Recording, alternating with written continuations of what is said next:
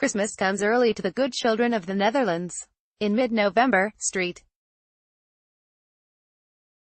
Nicholas, known there as Sinterklaas, arrives via steamship from Spain for 2 weeks of celebrations leading up to the eve of his birthday, December 5th, when Dutch families and friends exchange gifts. But Sinterklaas doesn't come alone. The stern, white-bearded bishop is traditionally accompanied by a jolly troop of zwarte-pieten, white men dressed up in blackface, curly afros, and Moorish costumes fondly known as Black Petes. In the United States, talk show hosts are fired if they question the inherent racism of blackface, but in Netherlands, many Dutch defend their beloved Black Pete tradition as an indispensable part of Dutch culture. American author Emily Rabideau spent half a year in the Netherlands while writing her award-winning non-fiction book, Searching for Zion. She'll never forget the first time she saw the bumbling, blackface character of Black Pete popping up on grocery store displays and kids' TV specials with his red lips and gold earring, an experience she chronicled in 2014 for the Virginia Quarterly Review. As an African American, I was shocked to witness the widespread practice of blackface leading up to Christmas, Rabideau writes in an email. It struck me as offensive, racist and willfully ignorant, but what was almost more shocking to Rabideau was the pushback from her liberal-minded Dutch neighbors who insisted that Black Pete wasn't a racist caricature at all. He wasn't even black, some argued. His dark skin came from shimmying down chimneys to deliver presents. No explanation for why only his face is covered with soot and not his bright, clown-like clothes. The history of Black Pete or the origins of Black Pete, many believe, stem from an 1859 book called Sint Nicolaas en zijn Knecht, St. Nicholas and His Servant, written by Jan Shankman, where, for the first time, Saint Nicholas was given a servant, who was depicted as a more dark person.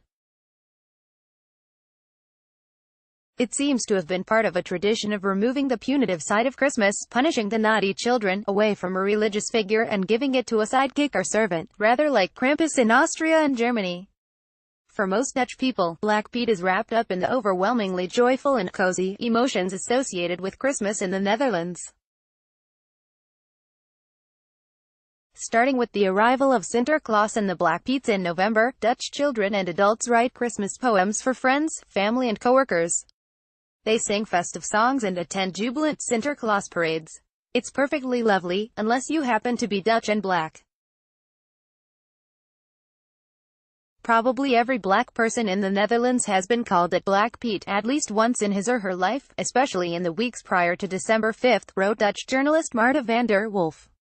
It hurts, it always has and always will. Black Pete has long had his detractors in the Netherlands, ever since the first wave of African and Caribbean immigrants began arriving in the 1970s, but the backlash picked up in 2011 after a black Dutch activist was violently dragged from a Sinterklaas parade by police for wearing a t-shirt that said, in Dutch, Black Pete is racism. Since then, the Dutch have taken sides, with liberal strongholds like Amsterdam removing blackface celebrations from school celebrations and parades, while more conservative and rural groups condemn the elimination of Black Pete as an affront to Dutch culture and tradition. People have gotten married in blackface to protest the anti-Pete movement, and in one disturbing case, activists wearing blackface stormed a school in Utrecht that had banned Black Pete, telling non-white teachers to go back to your country. While the controversy over Black Pete is certainly bound up in right-wing European politics surrounding immigration, Dutch historian Sandu Hira believes that other deeper issues are at play.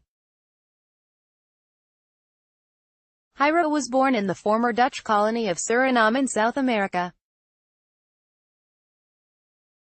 Suriname was an important stop for the Dutch slave trade, which enriched the Dutch royal family on the backs of enslaved African men, women and children. The bigger problem, explains Hira, who works as the coordinator of the Decolonial International Network, is that Dutch schoolchildren aren't taught about this dark chapter of Dutch history. Instead, they learn how Dutch Enlightenment thinkers and entrepreneurs ushered in a period of unprecedented progress and wealth known as the Golden Age. It's not called the Bloody Age, which would be a more appropriate term, says Hira, because millions of people were transported from Africa and millions of people died of genocide. Black Pete. Today, this ignorance of Dutch history allows many people in the Netherlands to view the character of Black Pete without any sense of collective shame over the role the nation played in the slave trade. Hira says that the same willful ignorance existed in the United States before the Civil Rights Movement, which initiated an ongoing national reckoning with institutional racism. That is lacking in Holland, Hira says. We're still in the process of where you were 50 years ago. There has been some measured progress, though. Like the school in Utrecht, many grade schools in the Netherlands have banned blackface or cut out Piet altogether from their Christmas parades. And Dutch public broadcaster NTR recently announced that it wouldn't show blackface actors in its annual children's news broadcast, only actors with smudges of soot on their faces. Hira hopes that Black Pete will be gone in 5 to 10 years. That's because power changes after pressure. It doesn't change by itself, says Hira. What's happening is that slowly but surely there's a growing number of people who think this is wrong.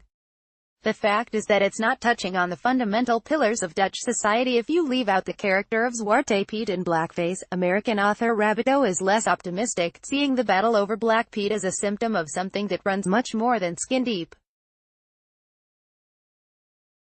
Even if the Netherlands outlawed blackface entirely, blackface itself not the real problem, writes Rabbito. It's the face of a national problem, which is that white people in the Netherlands feign ignorance or are actually ignorant of their brutal history and wish to remain so.